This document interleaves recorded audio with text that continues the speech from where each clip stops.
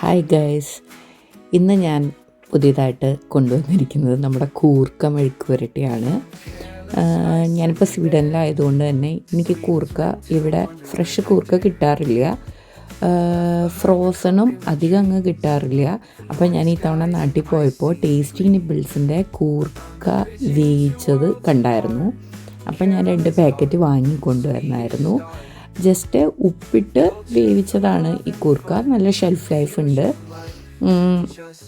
ഇത് Japanese technology വഴി red dot packaging വഴി വളരെ സേഫായിട്ട് നമുക്ക് കുറേ നാൾ യൂസ് ചെയ്യാൻ പറ്റും. അത് യൂസ് ചെയ്തിട്ട് ഒരു മെഴുക്ക് പുരട്ടിയാണ് ഞാൻ ഉണ്ടാക്കുന്നത്.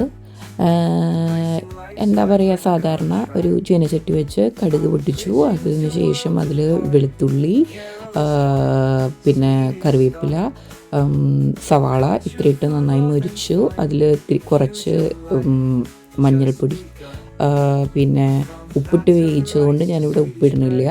പിന്നെ നമ്മുടെ ക്രഷ്ഡ് ചില്ലി അതും ഇട്ടു. നന്നായി മുരിഞ്ഞതിന് ശേഷം ഈ വേവിച്ച് വെച്ച കൂർക്ക, ഉപ്പിട്ട് വേവിച്ച് വെച്ച കൂർക്ക ഇട്ട് കുറച്ച് നേരം നന്നായി മിക്സ് ചെയ്ത് അതൊന്ന് പാകമാകുമ്പോഴത്തേനും അതിൽ കുറച്ച് ഹോട്ട് വാട്ടർ ഒഴിച്ച് ഒന്ന് നന്നായി ഡ്രൈ ആക്കി എടുത്തു. എൻ്റെ കൂർക്ക മെഴുക്ക് പുരട്ടി റെഡിയായി.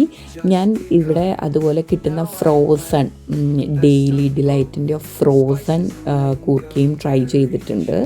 പക്ഷേ എനിക്കത് ഇതിനത്രയും ടേസ്റ്റ് ഫീൽ ചെയ്തിട്ടില്ല. ബിക്കോസ് അതിന് ഫ്രോസൺ ആയതുകൊണ്ട് തന്നെ ഒരു വാട്ടറി ച്യൂവി ഫീലിംഗാണ് എനിക്ക് കിട്ടിക്കുന്നത്. പക്ഷേ ഇത് നമ്മുടെ നാട്ടിൽ നമ്മൾ ഫ്രഷായി ഉണ്ടാക്കുന്ന പോലത്തെ ഫീലിംഗ് കിട്ടാറുണ്ട്.